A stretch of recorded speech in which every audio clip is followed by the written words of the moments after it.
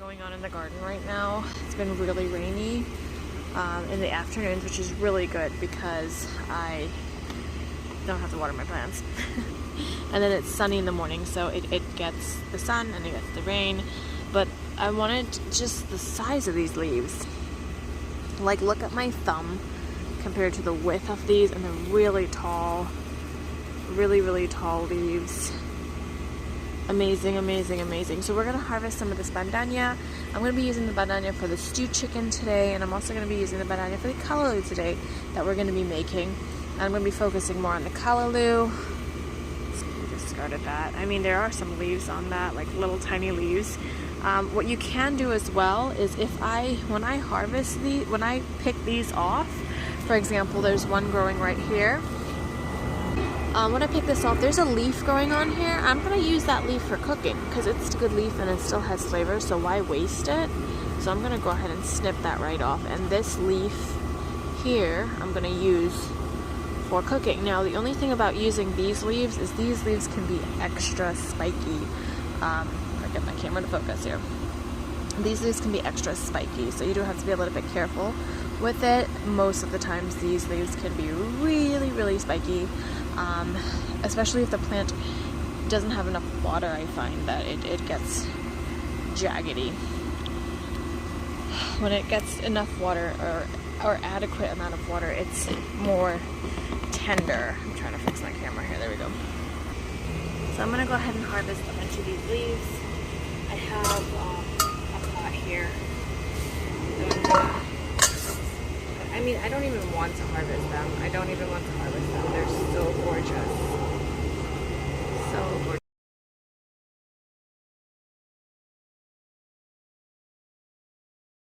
So I went ahead and harvested a good amount of the bandania. I'm going to use some of this for the callaloo and some of it for stewed chicken. So I have a good amount for stewed chicken and some for callaloo, so it's going to be perfect. When we have a lot of rain, every single day we've been having lots of rain here. What I like to do, especially when harvesting, is I like to get the leaves kind of like at the bottom of the plant, because that way, because these leaves grow and they grow beautifully and they will end up covering that soil area, so it doesn't get as much sunlight to absorb any excess water on the soil. So that prevents it from root rot. Like, because of the amount of rain we've been having, it's really easy for these plants to get root rot. So there's a quick tip. So I like to harvest from the bottom, the back of the plant. So instead of going from the top, I like to go from the bottom to give air to the soil a little bit. So I'm gonna harvest these dasheen bush leaves here, or taro leaves. And I'm just using like a small little knife here, and I'm cutting the stem probably about 8 inches down or so. You do want to be careful because the liquid, the sap that comes out of that when you cut it, can make you itch. It can burn your skin, and it can even stain your utensils like your knife and stuff. So you want to wash your knife right away, and you can use gloves if you want to go ahead while cutting these, because it can, cause you to itch and burn your skin a little bit. So I've harvested those. The smaller the leaves are, the more tender the leaves are going to be. So, and here's my knife. I'm just going to run that under water really quickly. You can already see that it leaves like this residue. Just going to wash that up real quick. Head over inside.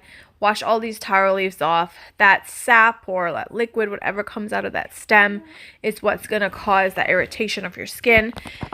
You can wear gloves if you want to. It goes away after a few minutes, a little bit of time, but go ahead inside, wash these up, and I'm actually going to get other things from the garden as well. So, as my husband likes to say, I have bush gardens going on around here. Because of the rain, with lots and lots of rain lately, I have not been able to come out here and really deal with this mess that's been going on. So we'll get to that one day. Today is not that day. Tomorrow doesn't look so good either. Here is French thyme, pudina, or fat thyme, or whatever they call it. I'm going to grab a couple leaves of this. One is going to be for my chicken, or maybe 3 leaves actually, because these are kind of small. And this is going to be for my callaloo and my stewed chicken. You can use, I don't typically always use thyme in my stewed chicken, but since I'm here I'm going to grab one anyways. You can use English thyme, which is those sprigs with the little tiny leaves on it. And you can either pop those whole in the callaloo, or you can just shred the leaves off of it and then you just use the leaves. I also have weeds everywhere, guys, weeds everywhere. I also have a lot of green onions here. I'm just gonna do a good harvest of these green onions. I will have to come in here and clean up all these weeds because I'm gonna plant some more things, obviously, but because of the rain they have been growing like crazy. Hawk flew right over me. Alright, so we've got our green onion, we've got our thyme, we've got our taro and our bandanya down at the bottom. Let's go inside, wash this all up, and cook it up now.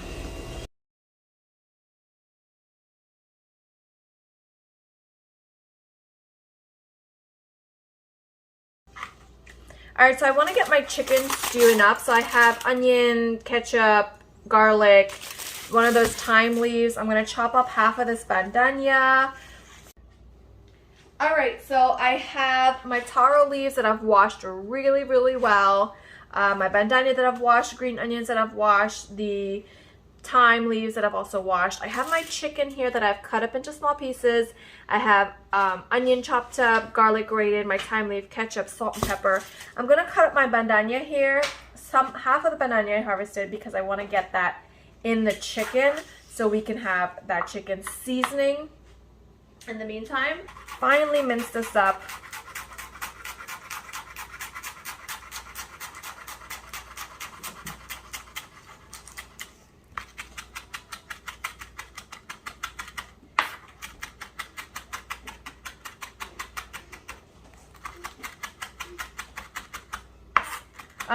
You can use like green seasoning if you're making your stewed chicken or anything like that, or you can even add green seasoning to your callaloo.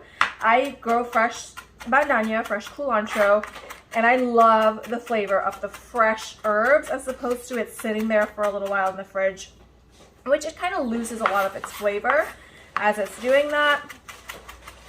So that's why I like to use my fresh herbs, but use whatever you have because at the end of the day, once you get that flavor, that's what you want. Plop that in my chicken. Now I'm not really showing my chicken recipe, how I make my stewed chicken. That's not really what this is about. It's really making callaloo, but it's part of the process. Callaloo and stewed chicken. I have some rice that I've also boiled up. I have, excuse me, sorry. I have rice that I've boiled up. I have some plantains that I've boiled up as well. That was really nice and sweet and ripe. Oh, I'm gonna mix this together. I'm gonna mix this up really well. I don't know, guys. There's something about chicken that's seasoning when you put all those flavors in that it just smells so good for raw meat. Am I right or am I right? I don't always add thyme to my stewed chicken, but again, I was out there. So while I was chopping up onion and garlic for that, I chopped up an onion and a grated garlic actually for the callaloo as well. So this is about 1 small onion that is finely chopped up, about 5 cloves of garlic that's been grated. If you hear children talking in the background, you know, they live here. So I heard that from Ashley Nicole Wilson. From her channel. I'm like, isn't that the truth? You know, I can't, my children live here. It is what it is. Green onions, I'm going to give this a rough chop. At this point, just going to add everything to this plate here. I'm going to do half of my bandanya at this point because when you just hit it with that, I'm going to leave about maybe 3 to 4 leaves, 5 leaves for the back, for the end. When you hit it with that leaves right at the end, man. And I'm doing a rough chop here. A rough chop just because everything eventually is just going to break down and boil down and get blended together. So it doesn't have to be too perfect. Okay. Alright, so I'm going to use my little knife I was using that I have already washed. Remember to wash it to get rid of any stains. It's just going to cut the little ends off of it, and you can snip this off here. Now what a lot of people like to do is they like to go at the bottom here and peel back and get rid of any of this, the stem, like that bit of the stem. So that's what I'm going to do that for some of these, not for all. And again, these will, I just cut them, so I don't necessarily need to snip off the ends, but I will. These parts of the taro leaf here will cause you to itch. It will cause you to itch. It will stain your clothes. It will stain your dishes, your knives. So use a gloves if you really want to, and just wash your dishes right away. So you have a couple options. You can go, what I'm going to do is actually get my leaves, which is right at the edge here and falling everywhere. It's not what I want. I'm going to snip off all of the things here.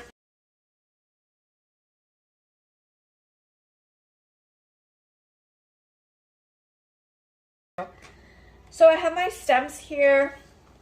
I'm going to snip. I'm going to cut off all the bottoms here. I just harvested these, so I don't actually need to do this, but if you purchase them from the store and stuff, you definitely can. And you're going to peel back, just use your knife and carefully and gently peel back some of that outer layer of the stem part. Now, I have seen that people don't do that much anymore, and honestly, I don't know too much of the whys of that. So if you know the whys of, you know, people pulling back on the stems, let me know. Is it because it's harder to break down? Does it leave an itchy texture in your mouth? I know when I was growing up, eating bhaji would always kind of leave my mouth kind of itchy. So maybe that's why. I have no clue. I don't know. But I love callaloo. Callaloo was my ultimate favorite meal growing up. I think it was like a Sunday lunch with callaloo, rice, stewed chicken, provisions. And provisions, I mean like your sweet potatoes that would be boiled, plantains, those green fig dumpling things boiled. I didn't really enjoy those, but still. Just discard of all of that. And my little bits here. All right. All right, so I have my stems here. I'm gonna finely chop this up. And the reason I'm finely chopping this up, as well as my leaves, is because I want this to break down. The faster, the better. The sooner I can have lunch on my plate, right? We can have lunch on the table.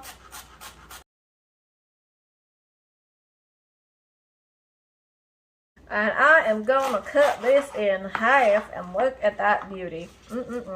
I should have saved some dashing for some sahina, but I plan on making doubles tomorrow, so we will see. And we are just gonna roll this up and slice it up. I am going for finely sliced. I want this to cook down real fast in my pots.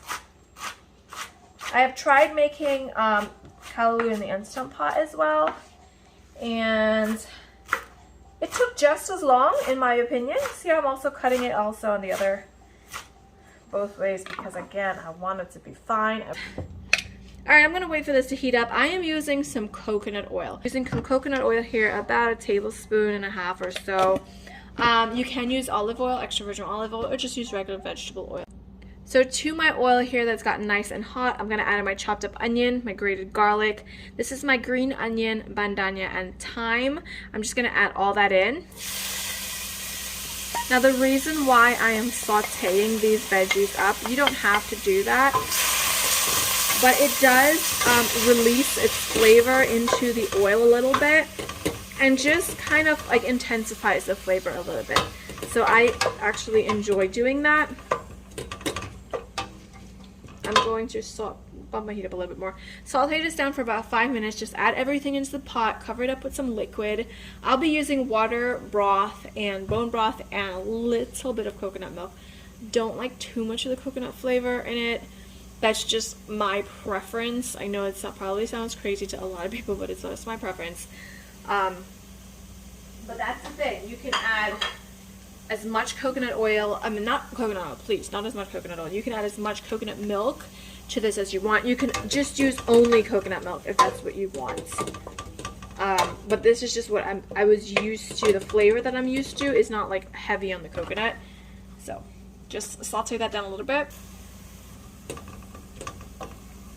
Okay, that's breaking down beautifully. I'm just gonna move on. This is my frozen okra. Literally it just turned into a ball, but that's fine. And that's about a cup of okra for this that I'm using. And I'm using about 4 cups of taro. But I have never really, like, I don't even know if measurements are necessary when making callaloo, because I feel like you can't really mess up. Or can you? I don't know. Maybe you can. So to that, I'm going to add in my dasheen bush that I've cut up, taro leaves, callaloo leaves, whatever you want to call it. Just add all that in as well as with the stems. Kind of stir it around. Now this will wilt like spinach, but it is technically like spinach and it will wilt. And this is why I need to take care of my dasheen plants. I'm telling you, I used to have an abundance of this. I didn't even know what to do with it until I actually let plants die because I had way too much. I just left the plants. I didn't let them die. I just left them. I didn't really. And then you go through different seasons in life where you can spend more time in the garden, and this was a season of my life where I could not have spent a lot of time in the garden. Season it. Season it. Important. We're gonna season this with some salt. About a half a teaspoon. Well, pepper, of course, some good black pepper.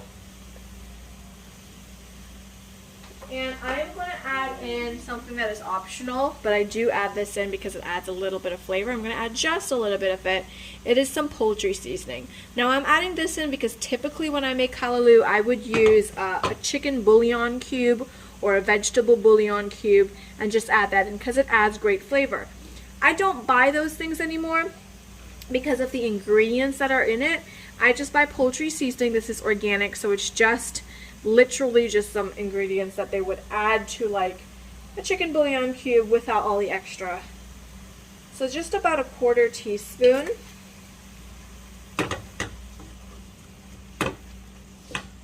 I don't know, but it already smells so good. Alright, so I have some beef bone broth. I love to keep this on hand because I make one of the best soups, hands down, ever, and this is one of the ingredients for it. I may share that with you guys soon, so I'm going to add in about 2 to 3 cups of this. I'm just going to cover it up with the beef broth.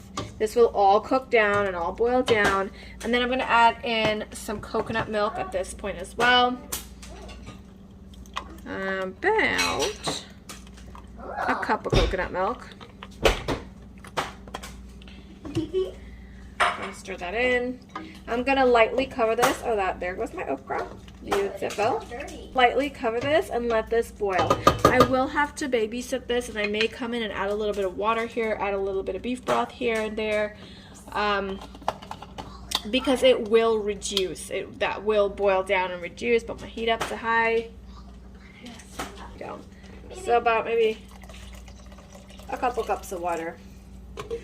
Halfway cover that up and let that boil. That smells good, Mom. Alright, just gonna let this boil. It's been boiling for maybe 10-15 minutes now. My lid is still like this. I'm gonna keep babysitting it, give it a stir every 10-15 minutes or so, and just let it boil away for about 45 minutes to 1 hour. Alright, so I cover this completely now, and I load my heat down to about low. Because it's really boiling down. It's been about 45 minutes. You can see how it has reduced, the water has reduced, but there's still liquid in there, which is perfect. I mean, wow, you can't see anything much. There's still liquid in there. And that's what we want, because essentially this will all be blended down. I'm going to add in my bandanian, I'm going to add in my hot pepper, and I'm going to add in about a 1/2 cup of broth again, just for this to boil down a little bit more, because I like my callaloo a little bit more on the saucier side. But you can see this is all liquid. Like, that's not the bottom of my pot, that's just all liquid. But just about a 1/2 cup again. because this will all be blended down. And I want it to cook again for maybe another 15 minutes or so, and then I'm going to blend it all up. I added in the pepper, I added in badania, I added in about a half a cup of beef broth. You can add coconut milk, water, vegetable broth, whatever you want. I'm going to cover this back up, and then I'll blend it up at the end, and I'll show you that. Alright, so this is done. So what I have here is not a swizzle stick, which is what is typically used. First and foremost, you want to scoop that hot pepper out, because if you bust that, then your whole thing's gonna be spicy, which I don't mind. But I know other people do. But this is my emergent blender. I'm going to take this and blend.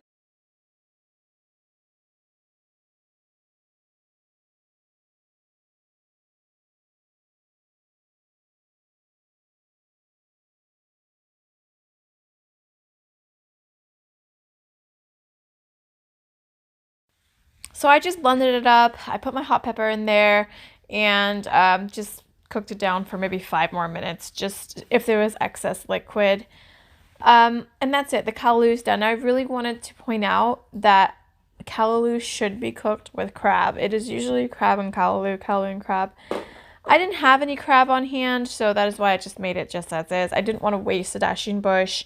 And callaloo is good on its own. It's delicious regardless, without the crab.